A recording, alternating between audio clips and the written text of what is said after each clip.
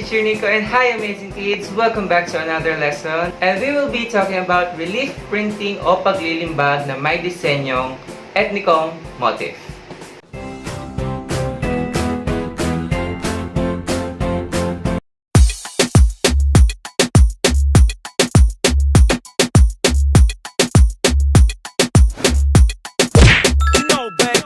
Ang mga disenyong etnikong motif ay makikita sa maraming bagay tulad ng banga, tela, damit, sarong, malong, panyo, cards, at iba pa. Lalo nitong napapaganda ang mga kagamitan. Binubuo ang etnikong motif ng iba't ibang hugis at linya sa pamamagitan ng pag-uulit-ulit, pagsasalit-salit, o disenyong paikot o tinatawag natin itong radial ng mga hugis at linya. Dahil dito, nagkakaroon ng maganda at kaaya-ayang disenyo ang mga ethnic motif design. Ngayong araw ay gagawa tayo ng isang simpleng malikhaing sining ng paglilimbag o relief printing na may disenyong ethnic motif. Una ay kailangan natin ihanda ang mga kagamitan tulad ng bond paper, gulay, prutas o dahon na merong dagta dahil yun ang gagamitin natin sa pagdidisenyo. So amazing kids, hindi na natin kailangang gumastos upang makagawa ng relief printing dahil maaari natin matagpuan ang ating mga kagamitan sa loob o labas ng ating bahay. In my case, meron ako natagpuan sa aking loob ng bahay like kamatis, lemons, and apple. So kayo amazing kids, pwede kayong makahanap ng mga gulay, prutas, o dahon na may dagta na pwedeng gamitin natin sa paglilimbag.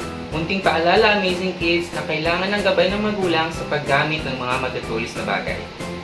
Handa ka na ba? Let's begin!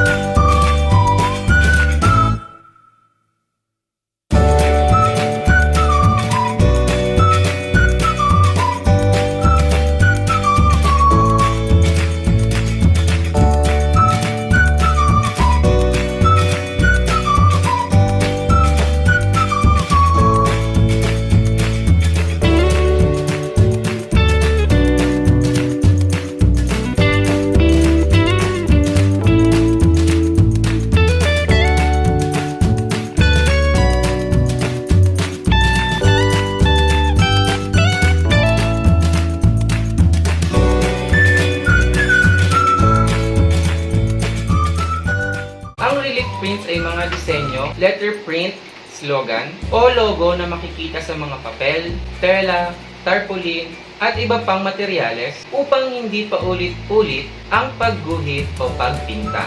Ito ay ginagawa sa pamamagitan ng pagbuo ng isang relief master o molde na maaaring gamitin sa paglilipat o pagpaparami ng disenyo.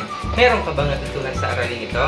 I-comment sa baba kung anong tawag sa disenyong mayroong paikot na disenyo. Now this has been your most adorable teacher, Teacher Nico. Always remember to be amazing. Until our next lesson,